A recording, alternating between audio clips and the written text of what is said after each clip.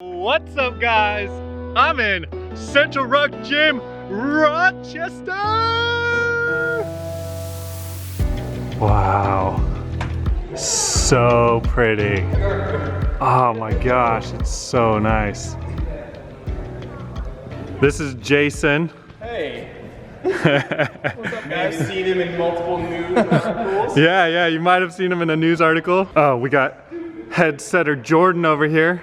This is Jordan, head setter of Central Rock Gym Rochester. How's it going? And this is Sean. Hey, what's up, guys? Sean is our member extraordinaire, member of the month every month. I don't know about every month,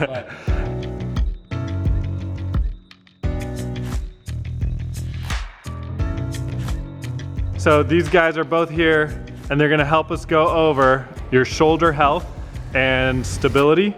Sean, can you tell us a little bit about your background or what you do? I work at a local university here in Rochester, and I teach exercise physiology, exercise science, collegiate level. So I have my master's in exercise science, and I work with healthy populations, not physical therapy, nothing like that. My students go on to those kinds of jobs and they come back and teach me cool things, but I'm working with healthy populations, someone like Jordan who's super fit, wants to stay that way, so I'm just gonna give him some tips on how to stay in that condition. The main thing everybody's always focused on from a training standpoint is all the big movers, right? Everybody wants to do bicep curls, lat pull down, all the things that they perceive as being helpful for climbing. That's certainly true, but the key thing that you need to also focus on is that all of those big muscles that move the joints around need all these little tiny muscles to help stabilize the joint. And that's where the rotator cuff muscles come in.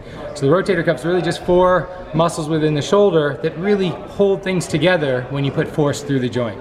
So today we're gonna show you a couple of quick exercises you can do that are kind of preventative maintenance. These aren't rehab exercises. Like if you have a shoulder injury, definitely go check with your physical therapist or your physician. But if you've got healthy shoulders right now, you wanna keep them healthy, these couple exercises can keep those 4 muscles really strong.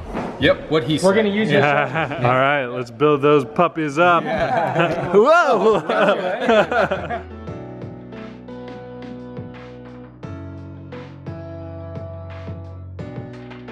Main thing we always want to think about whenever we're doing any kind of training, whether we're getting on the wall, whether we're coming in here to warm up before doing some lifting, we always want to get a dynamic warm up in, basically transition the body from rest to exercise. If there's 2 things that are going to get neglected in a session, it's going to be warming up properly and cooling down properly. That's a separate video, we won't talk about that too much now. Jordan's gone through that process, he's pretty warmed up, his body's ready to go. We've got a lot of different ways we can go about training these movements.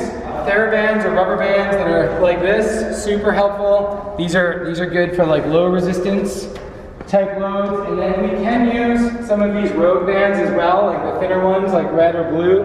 These, if your shoulders are a little bit stronger and you can tolerate a little bit heavier load, this is a good option as well. But for today, just to keep it simple, we're gonna go with these guys. And these will come in different colors because they have different levels of resistance associated with them. Just gonna tie one into a quick loop. It makes it a little bit easier to hook it onto the rig. This is a after you climb type exercise, not a before you climb type exercise, mainly because we don't want to pre-fatigue the shoulder and then go out and do hard stuff, right? We want to do this after our workout as a way of kind of cooling down. And all we're going to do is a simple girth hitch. Every climber should know how to girth hitch something, so you just loop the band right around here. And the key thing with any kind of stabilization type movement, the muscles that stabilize are meant to kind of function what we call isometrically. What that means is there's not going to be movement associated with the muscle generating force. That muscle's actually going to just generate force but not change length. So everybody's familiar with muscle action that's either shortening or lengthening, or what we call concentric and eccentric.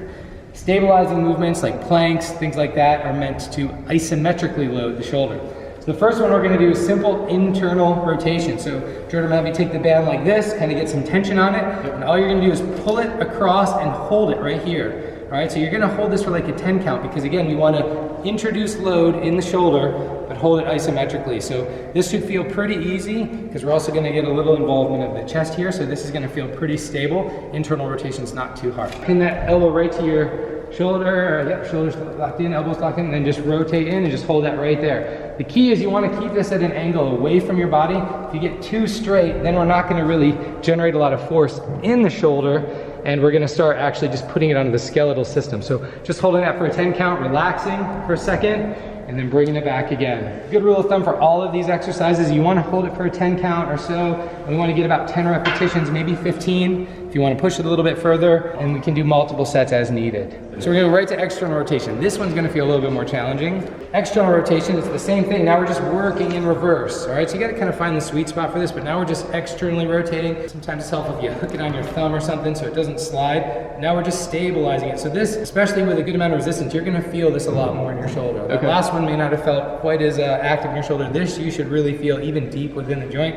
Again, just holding it for a 10 count and relaxing. Of course, we haven't done this, but we'd emphasize both arms as well. Obviously, we'll be doing this right and left side. Yep. So you can switch these up pretty easy. Jordan only wants his right arm to be big. That's his route setting arm. So that's internal, external rotation. So those are pretty straightforward. If we start down here kind of in anatomical position, we want to do what's just basic shoulder flexion. So just coming out at an angle upwards. So this time it's usually helpful to have the band a little bit lower just because you're moving up. The other one you might have noticed that the band was kind of parallel with the ground, parallel to our forearm. This one, it can be a little bit lower, and then we're just gonna start kind of an anatomical position here, and we're just gonna bring this up, and again, it's all about isometric stabilization. So we're introducing load, the prime mover is kind of getting our arm out there, but then those stabilizers really have to fire to hold this position. So just like that? Yep, straight up, arm out, yep, exactly. Just a nice 45-degree angle. Again, you wanna try to find that optimal angle where you get that tension in the shoulder joint, and then 10 count and then relax. Yeah, that's it. Yeah. That's it. You got it. So the opposite of flexion is extension. So really, with all of these, it's pretty easy to remember. If you can remember half of them, you can probably reverse it, right? Yeah. So the other one we're going to do is start in flexion and go to extension,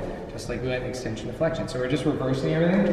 So this one's going to start high, and now we're just going to pull it down, and we might even get a little bit of hyperextension here. So we might go past that point of our normal anatomical alignment and hold this back. Again, this one's gonna feel, usually you'll find one or the other is gonna feel a little bit more challenging. This for me is pretty tough. The further you stretch this down, the more it's gonna pull back, obviously. So that's what's really cool about these is you can even control that just by where you stand. Yeah. So those are paired up, and then we got 2 more to go, and then you're good to go. All right. We're gonna do shoulder ab, AB, and shoulder add, adduction. So ab and adduction. So we're basically starting here in anatomical alignment, and we're just pulling out to the side. And this one's kind of tricky because your wrist is really got to lock it out there. Sometimes you can rotate your wrist a little bit too if that's a little bit more stable for you. So you're trying to keep your wrists straight the whole time through? Yeah, we're really trying to just focus the load solely into the shoulder. Now, obviously, like if you've got the band across your wrist, you're going to have to use a little bit of muscular tension to maintain that. Some straps, have handles on them. So the ones with handles are pretty convenient because you can really just grab them. These feel a little bit weird in your hand. Like you got to really just kind of let it dig into your thumb. If you don't mind that, that's fine too. Yeah. But yeah, we're really just trying to keep everything stable from the shoulder down so that really the load is going right there. All right, so this is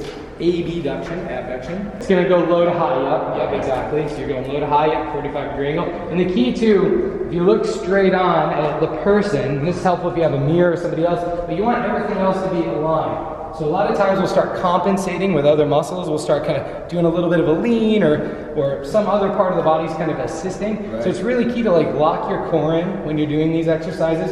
So this actually can become kind of an overall core exercise as well. Because we're generating force, we've got to just keep it at the shoulder in order to stabilize that. Everything else has to lock in place. So it's not a bad idea to think about grounding yourself and then pull, especially with some of these harder movements. All right, last one, and then you're done, man. Okay. So just like we worked low to high, now you gotta work high to low. So you're gonna start with some tension out here. So I'm starting high, now I'm just pulling down. So just the opposite, right? Gotcha. Everything just reverses itself. Yeah. It's a good idea to work both sides. So do like the right shoulder then the left in the one motion. Don't switch back and forth. Okay, gotcha. Just do both sides in the same movement and then switch the whole movement. So that way, it may seem like, oh, I'm just gonna go up and down on the same side. But better to move it back and forth. Okay. That's it. And you feel it? Yeah, absolutely. Yeah, you lock that in there. It's a slow burn for sure. Yeah. So like the longer that I'm standing here, you can see that like I'll start to shake a little bit just because it's small muscles that you typically don't focus on, and all of a sudden you're asking them to do a lot. So exactly. Yeah, that little bit of trembling is totally normal, totally cool. Main thing with all of these kinds of exercises, it should be pain-free. If you have pain, that's significant. It's probably a sign of injury. Get that checked out. Go through those 6 series, no problem, and you're good to go. All right, let's go see some boulder moves that are maybe a little shoulder heavy and that these exercises really help you out on after you're doing them for a while. You've done this one before?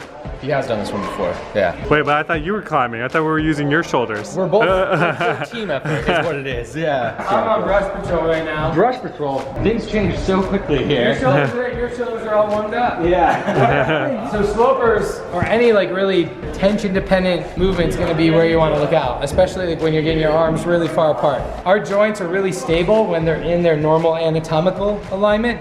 Anytime we start opening ourselves up, whether we're opening our hip, our knee, bending our knee, when we start moving away from that anatomical position, generally we're starting to lose some stability. This purple one in particular, right off the bat, has a pretty hard move. Start matched on here and doing a left hand reach, and you've got to keep tension across both of those holds. If that right hand doesn't keep tension on it, you're off. See how this goes.